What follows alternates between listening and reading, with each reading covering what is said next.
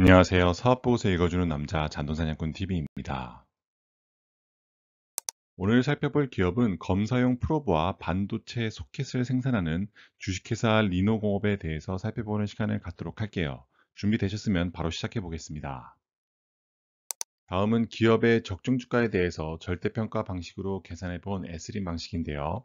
현재 주가는 주당 15만 9,100원인데 만약에 2022년도 예상 ROE인 26.92%를 넣어본다면 적정 주가는 9만 1,000원대가 나오고 2023년도 예상 ROE인 24.57%를 대입해보면 적정 주가는 8만 3,000원대가 나오는 것을 알 수 있어요. 정리해보면 적정 주가 대비 현재 주가가 훨씬 업사이드로 위에 있다는 것을 알 수 있습니다. 그렇다면 실제 리노업이라는 회사가 적정 주가를 뛰어넘는 현재 주가를 보이고 있는데 이렇게 현재 주가가 높은 상황을 굉장히 합리화시킬 수 있는 재무적으로 그만큼 높은 성장률을 보이는지를 살펴보는 것이 도움이 될 것 같습니다. 파트 1 회사 개요입니다. 기업 정보입니다. 78년도 11월에 리노업사로 창업된 기업이 96년도 12월에 법인 전환을 하였고 검사용 프로브와 반도체 검사용 소켓 자체 브랜드를 개발 및 판매하는 것을 주 영위 사업을 하는 것을 알 수가 있습니다. 주주 구성 현황을 살펴볼게요. 이채윤, 즉 대표이사가 34.66%의 굉장히 높은 수준의 비중을 차지하는 것을 알 수가 있고 와사치 어드바이저즈가 7.02%를, 국민연금이 5.05%, 기타가 53.27%인 것을 알 수가 있습니다. 거래량을 이어서 살펴보면은 리노공업은 삼성전자보다는 조금 높은 0.28%의 거래량을 보이고 있지만 실제 최근 들어서 반도체에 대한 굉장히 나쁜 예측들이 나오고 있는 상황이기 때문에 거래량 자체에서는 크게 높은 상황이 아니라는 것을 알 수가 있는데요. 또한 코스닥 시장에는 2001년도 12월 달에 상장이 되었고 연결 종속회사는 없는 것을 알 수가 있습니다. 본사는 부산광역시 강서구에 있습니다. 사업 부문별 매출액 추이인데요. 리노핀과 IC 테스트 소켓을 주 영업으로 하는 기업인데 보시는 것처럼 이노핀유와 IT 테스트 소켓유가 전체 판매 매출 비중의 90.93%를 차지하는 것을 알 수 있습니다. 좀 더 자세히 살펴보면은 반도체나 인쇄회로 기판의 전기적 불량 여부를 체크하는 소모성 부품이 33.59%를, 그다음에 반도체 테스트 패키지용 장비의 소모성 부품을 57.27%의 비중으로 판매하는 것을 알 수가 있습니다. 국내 매출 실적을 살펴보면 도움이 될 텐데요. 보시는 것처럼 수출의 비중이 내수의 비중보다 약 2배가량이 되는 것을 알 수가 있습니다. 사업 부문별 시장 여건입니다. 지난 40년 이상의 업력과 축적된 노하우를 바탕으로 다품종 및 단납기에 대응할 수 있는 생산 시스템을 보유하고 있는데요. 그도 그럴 것이 생산 능력치를 살펴보려고 했으나 주문 생산 방식으로 어, 생산하고 있기 때문에 그때그때 대응할 수 있는 생산 시스템을 보유하고 있다라고 말하고 있습니다. 진행 중인 투자와 향후 투자 계획은 없는 것으로 나타났고요. 파트 2 재무제표 분석입니다. 자산부채 자본의 연도별 증감률에 대해서 살펴보려고 하는데요. 우선 좌측 상단에 보면은 자본금은 0.5% 성장할 때 실제 자본은 17%씩 성장한 것을 알 수 있습니다. 다시 말해서 2021년도까지는 자본금이 계속해서 76억 원이었는데 2022년도 예상이 78억 원이어서 0.5%가 늘어났을 뿐이지 실제로 최근 5년 동안 증자를 단 한 번도 하지 않은 것을 알 수 있습니다. 그 기간 동안 자본은 17%씩 성장을 했기 때문에 이익잉여금이 굉장히 빠르게 쌓여갔다라는 것을 알 수 있어요. 같은 기간 동안 부채의 비중은 18%씩 성장한 것을 알 수가 있는데 2021년도 기준으로 살펴보면은 자본금은 76억 원일 때 부채는 487억 원, 지배주주 지분의 자본은 4,177억 원으로 레버리지를 굉장히 적게 사용하는 기업이라는 것을 알 수가 있습니다. 그래서 이자 비용 발생 부채를 볼 수 있는 이자 보상 배율을 살펴보면은 보신 것처럼 터무니없는 수치가 나오는데요. 17,775.40배가 나와서 실제 이 회사가 벌어들이는 돈으로 이자에 관련된 문제는 전혀 없다라고 보시면 될 것 같습니다. 2017년도부터 2022년도까지 손익계산서 항목별 증감률에 대해서 살펴볼게요. 매출액은 매년 18.7%씩 성장할 때 매출 원가는 15.9%씩 성장을 해서 매출액에서 매출 원가를 뺀 매출 총이익은 22.2%의 성장을 보였고요. 그 매출 총이익에서 판관비를 뺀 것이 영업이익인데 판관비 같은 경우에도 10.6%라는 성장을 보여서 상대적으로 매출 총익보다 낮은 성장세를 보였기 때문에 영업이익은 더 큰 폭으로 24.2%라는 매년 굉장히 높은 성장률을 보인 것을 알 수 있습니다. 단기 순이익 또한 25.1%씩 성장해서 굉장히 양호한 수준을 보인 것을 알 수가 있습니다. 자산부채 자본을 영업 성격과 비영업 성격으로 나누면 다음과 같은데요. 2019년도에 44.22%의 ROIC가 2020년도에는 45.67%가 되었고 2021년도에는 78.76%로 정말 놀라울 수준의 ROIC를 보인 것을 알 수가 있습니다.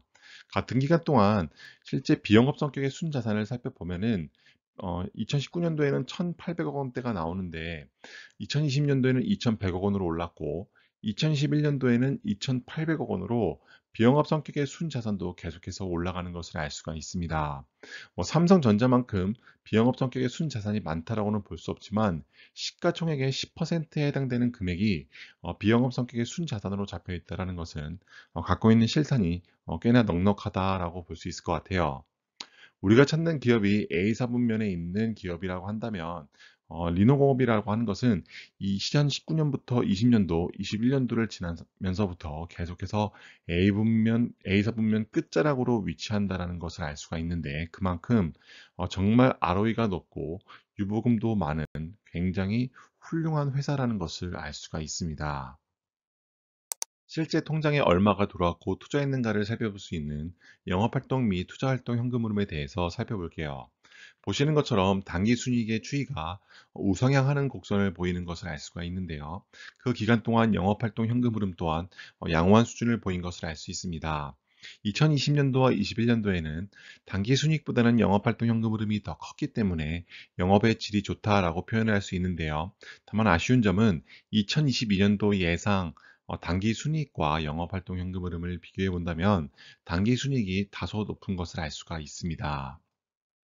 실제 프리캐시 플로우, 즉 잉여 현금 흐름 추이에서도 살펴보면은 계속해서 우상향하는 곡선을 보이고 있는데요. 아무래도 앞에서 살펴봤듯이 향후 진행 투자 계획이 없는 것으로 보아 캐펙스의 비중을 크게 가져가고 있지 않기 때문에 발생한 현상이라고 보시면 될 것 같아요. 그래서 2022년도 예상 프리캐시 플로우는 996억 원이 되는 것을 알 수가 있습니다. K거 기준으로 살펴보면은 단기 순이익 영업활동 현금 흐름, 잉여 현금 흐름은 각각 25, 28, 29%씩 성장한 것을 알 수가 있습니다.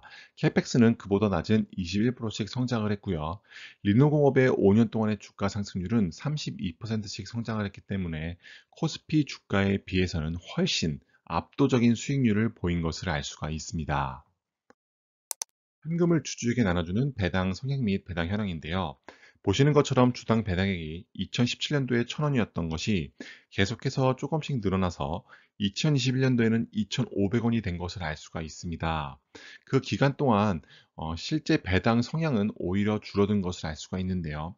주당 배당금이 늘어났는데 배당 성향은 줄어들었다는 것은 그만큼 회사가 돈을 잘 벌기 때문이라고 보시면 될 것 같아요. 이렇게 배당을 하면서도 성장을 하고 있기 때문에 리노공업이라는 기업은 배당 성장주에 들어맞는 기업이라고 볼 수 있을 것 같습니다.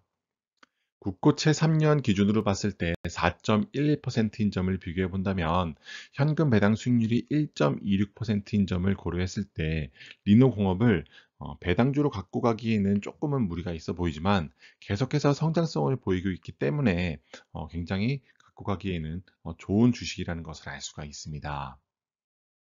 파트 3. 기업의 적정 가치 및 재현입니다. 현재 주가와 적정 주가에 대한 비교인데요. 리노공업부터 현대자동차까지 실제 현재 주가와 적정 주가를 비교해 보는 시간을 갖도록 하겠습니다. 각 기업들의 현재 주가는 다음과 같이 분포되어 있고 적정 주가는 다음과 같이 나타나 있는데요. 실제 적정 주가 대비 현재 주가가 몇 퍼센트의 비중을 차지하는지를 살펴보면 도움이 되는데요. 보시는 것처럼 리노공업은 FNF와 삼성바이오로직스와 같이 실제 현재 주가가 적정 주가보다 높다라는 것을 알 수가 있습니다. 그만큼 성장성이 기대되기 때문이라고 보시면 될 것 같은데요.